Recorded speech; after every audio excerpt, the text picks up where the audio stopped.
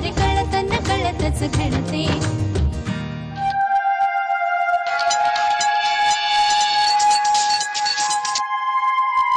Madhura please please phone cut करू नकोस. Please मला बोलू दे. रोहित प्लीज मला फोन करू नकोस. ऐकून तरी घे ना माझं. मला तुझं काहीही ऐकायचं नाहीये. पूर्वी जर काही सांगितलं असतं तर मी ऐकून घेतलं असतं, कदाचित माफही केलं असतं, पण आता वेळ गेलीये Rohit. Please Madhura, Madhura please. Bye.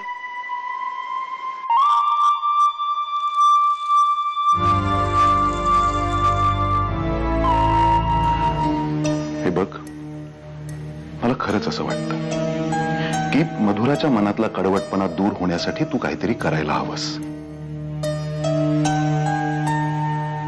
Rohit आणि त्याची मनस्थिती मी दोन्ही समजू शकतो, कारण पश्चात्तापाच्या आगीत होरपळण्याची माझी स्टेज मी क्रॉस केली आहे. पण मानसी, आपल्या माणसानी त्यानंतर आपल्याला स्वीकारणं, त्यातला आनंद अवर्णनीय असतो. Please, I mean it. Madhura आणि रोहितच्या संसारासाठी, त्यांनी एकत्र येण्यासाठी आपण खरंच काहीतरी करायला हवं. हॅलो, अरे अक्षय, मामा बोलतोय मी, रोहितचा. रघु मामा रे.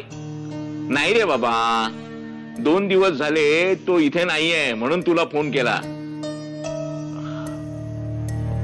बर बर, हो हो, कळवेन कळवेन.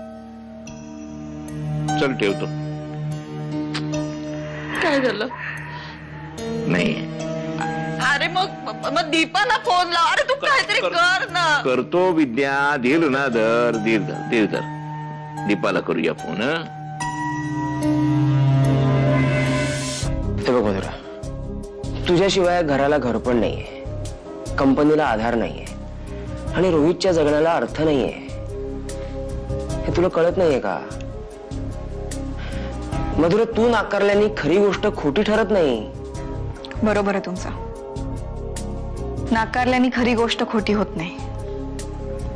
आणि खरी गोष्ट हीच आहे की रोहितनी माझा विश्वासघात केलाय. ही गोष्ट तर नाही बदलू शकत. याआधी अनेक वेळा त्यांनी हेच केलं. फक्त दर वेळेला तो निष्पाप आहे हे मला पटवण्यात मात्र यशस्वी ठरला तो. पण ह्या वेळेला मी ही चूक नाही करू शकत अक्षय भाऊजी.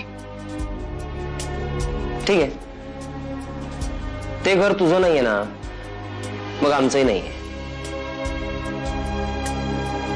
आणि त्याची तब्येत कशी असो, मी तिला आणि बाळाला घेऊन घराबाहेर पडणार आहे. नवीन जागा बघणार आहे. तुला त्या घरी यावंसं वाटत नाहीये ना, मग आम्हालाही त्या घरी राहावंसं वाटत नाहीये.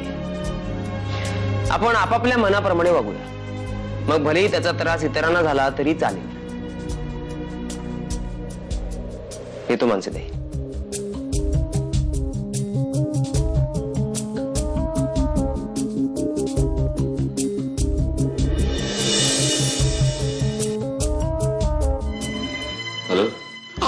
हॅलो रोहित, अरे मी बोलतोय. अरे बाबा, कुठे आहेस तू? पहिलं मला सांग, कसा आहेस तू? रात्रभर तुला फोन करतोय, तुझा फोन लागत नाही. तुझ्या काळजीने जीव अर्धा झाला रे. काळजी नको करूस मामा, मी ठीक आहे. लवकर घरी ये. एक लक्षात ठेव पोरा, अरे आम्ही तुला कितीही टाकून बोललो ना, तरी शेवटी तू आमचा आहेस आणि आम्ही तुझे आहोत रे. वाट बघतोय, ये लवकर ये. आलोच, पोचतो मी लगेच.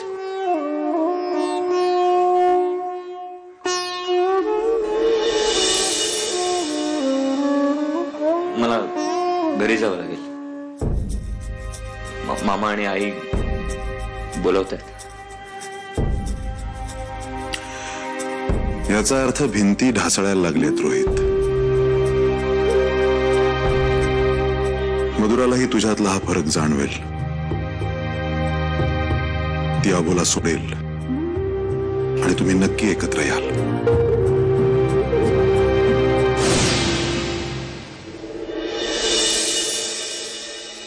सारे कळत नकळतच घडते.